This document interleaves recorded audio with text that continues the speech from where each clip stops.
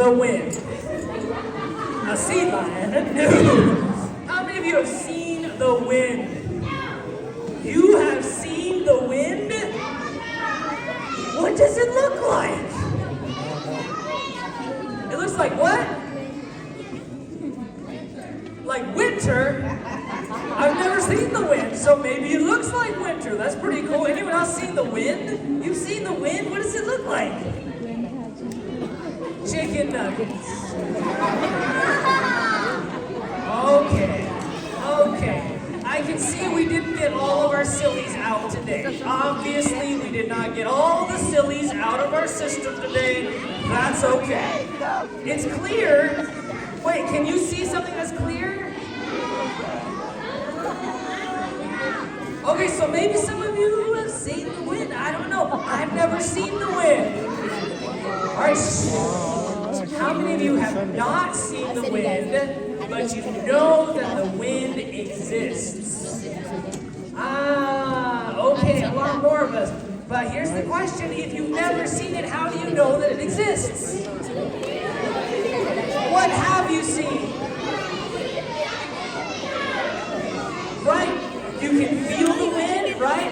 When the wind blows, if you've got long hair, you look very graceful and beautiful, unless you're a man, and then you look very macho and manly, right? And you can feel it against your skin, so smooth and cool and wonderful. You can see the branches of the trees gracefully swaying in the wind, so you know that the wind exists.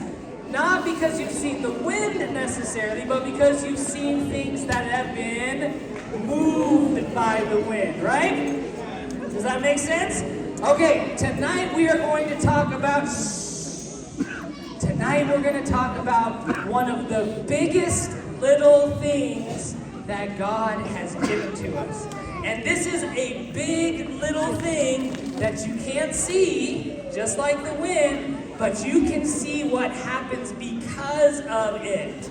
And that is, what do you do when you kneel down and fold your hands and close your eyes? Pray. That is prayer. That's not the only way you can pray, right? You can pray many different ways, but prayer is a very big little thing to God. We're going to talk about 3 things about prayer.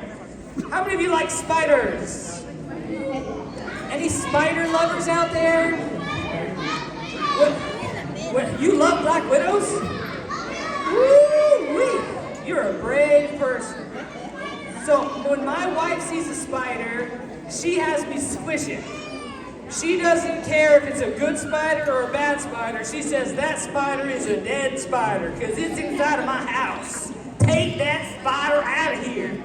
She doesn't even want me to just take it outside. She wants me to squish it. How many of you like squishing spiders? Oh, that's terrible. That's so mean. No, I'm just kidding. So,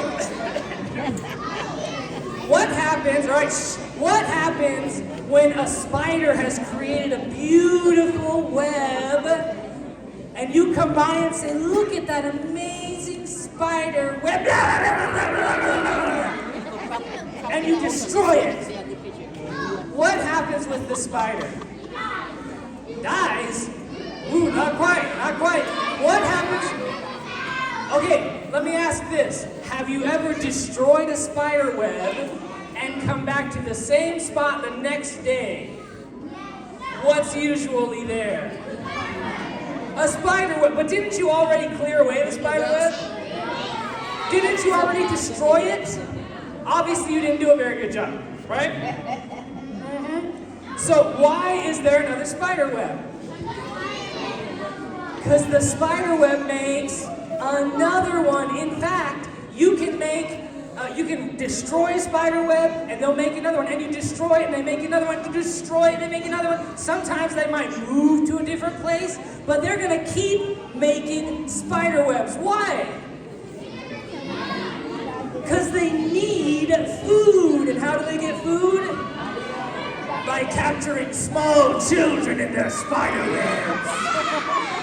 No, not really. Don't go home terrified. No, they catch bugs, right? They catch insects in their spider webs and they eat their flesh. So that's how they live. That's how they survive. Now, have any of you ever baked cookies before? Any of you like baking cookies? Have you ever baked cookies and then your dad ate them before you had a chance to taste them? That obviously never happens in my household. Not even once. It doesn't, so is that a frustrating feeling? When you want a cookie and you bake some cookies and somebody else eats them before you have a chance. Or maybe your mom says, those look so good, let's take them to potluck. And then she puts them out on the table, and before the person says amen at the prayer, the cookies be gone. Because we, as good Christian people, we like to go to the dessert table first. Anyone guilty of maybe a little bit? So it's very frustrating. These spiders have their food taken away, but they keep making more webs because they need those things. Jesus told a story about a widow. A widow is someone who has lost their husband, right? A lady who lost her husband. And Jesus said she went to the judge in town and she started asking the judge for something. We don't know what it was. She asked him for something. And you know what he said? No. Would that make you feel sad if someone told you no when you asked for something? Nah, no problem. Well, that makes me sad when I ask for something and they say no. Do you know what she did? Do you think she went home and said, the judge won't give me something I want? She came back the next day. And he said no. And she came back the next day, and the next day, and the next day, and the next day. Here's the first thing that I want you to remember about prayer. That we need to keep praying. Keep praying. Have you ever wanted something and you asked for it and someone said no and you were really discouraged, but you kept asking? Why would you keep asking again and again and again even though they said no? Because you want it, right? It's important to you. Jesus wants us to keep praying because it is what?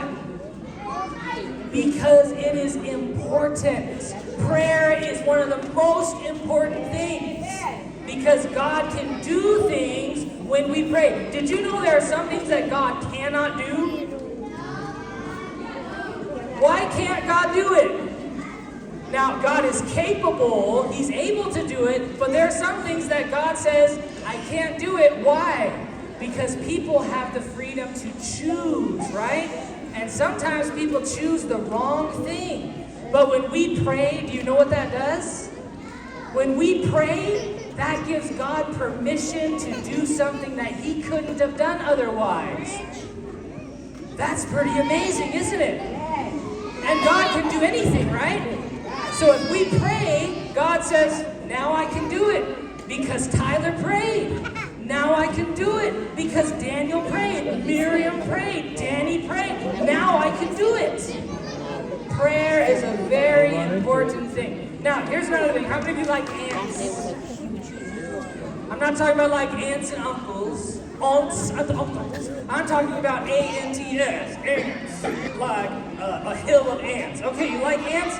Ants will struggle for hours to get one bug all the way back to their hill. Why? Why is it important for them to get that bug all the way back to the anthill? Why don't they just eat it right there? They're not greedy. What are they doing? They're taking it back to the other ants. You know, there are many, many ants in an anthill, and only some of them go out to get food. Some of them stay in the hill all the time. And they have to have the ants that go out to bring them food. Do you know that? When we pray, it's not just about what we want, it's about what other people need. An ant will go and eat food over here, and he comes back and he will start spitting the food into the mouths of other ants. Now, when we pray for people, we don't go around like, do you need prayer? Yes. That's disgusting, right? Nobody would do that. That's what ants do, though. And when God says, somebody needs your prayers today, there are some people that would not know Jesus unless you pray for them. Do you know that? You need to pray because people need to know who Jesus is.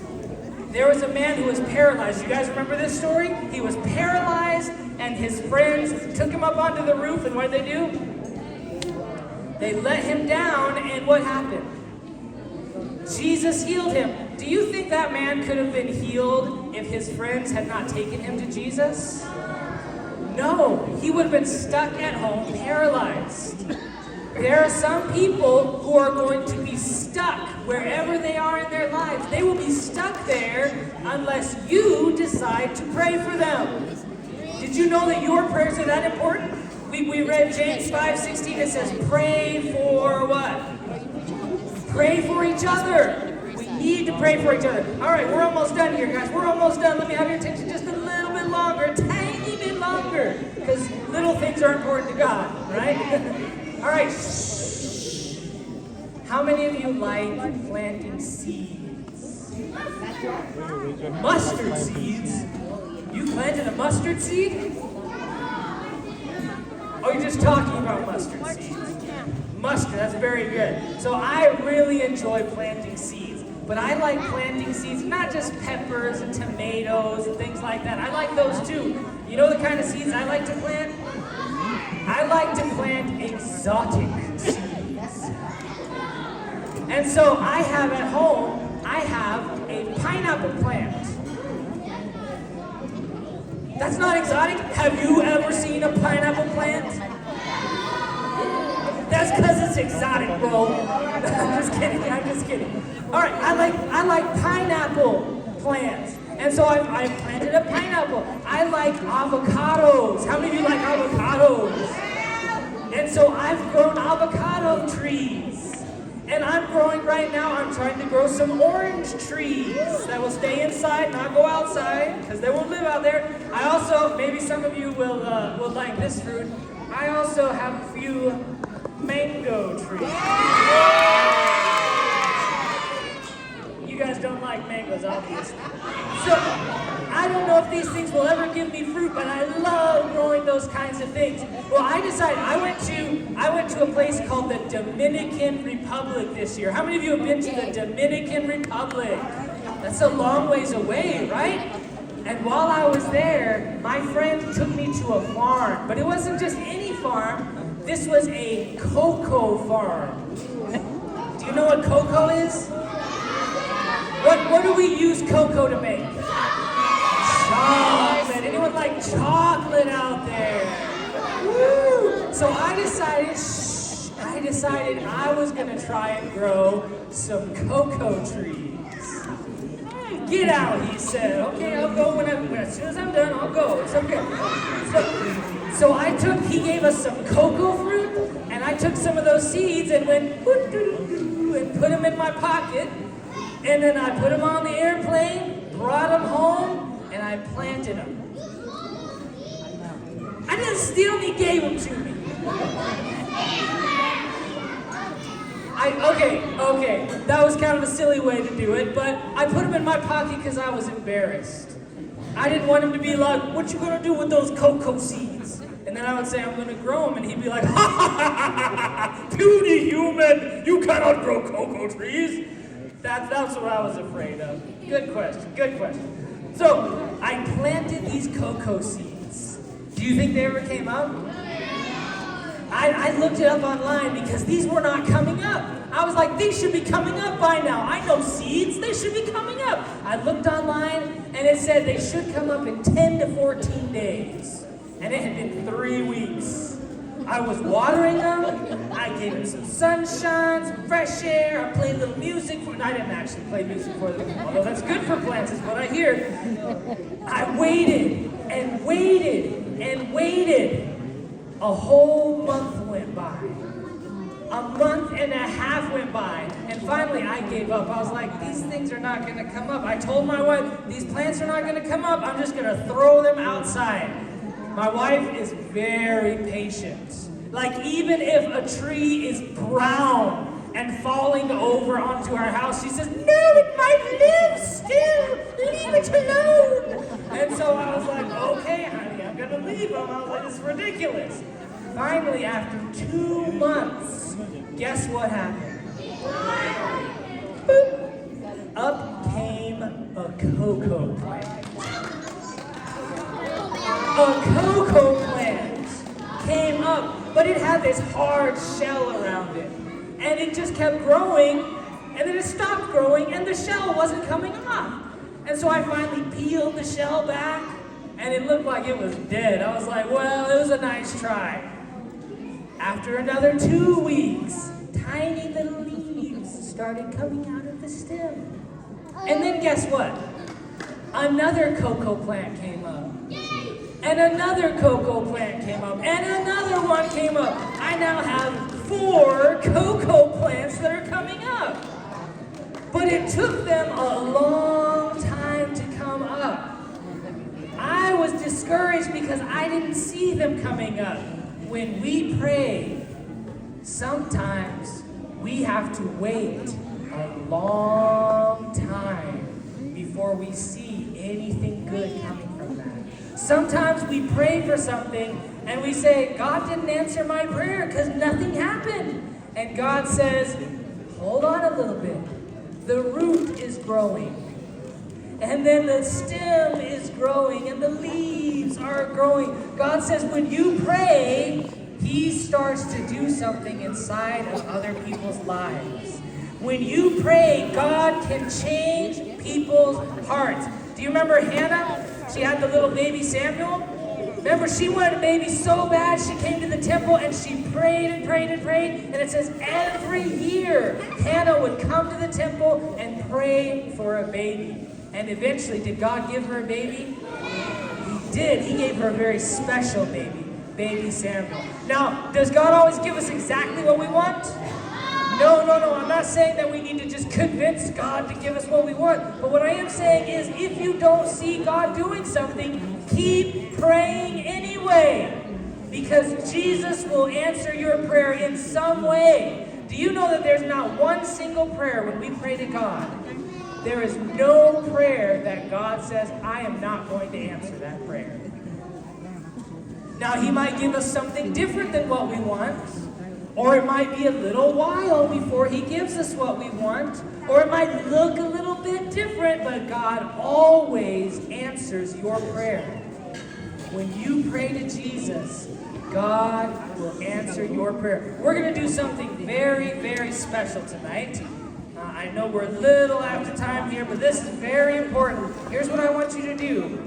I want everybody, I'm going to give you 1 minute, and I want everybody to think about one person that needs your prayers. It might be someone who's in jail or in prison. It might be someone who's very sick or has cancer or something. It might be someone that is addicted to drugs or alcohol or smoking. It might be your own family member. It might be someone who's very sad all the time, or someone who lost someone they loved. Or it might be somebody who you know doesn't know Jesus and you want them to know Jesus. I want everybody here, I'm going to give you 60 seconds. I want everybody, adults too, I want everybody to think of one person that you are going to start praying for. How often do you think? Every single day. That means every day. When you wake up or when you go to bed or at lunchtime, sometime you can remember, I want you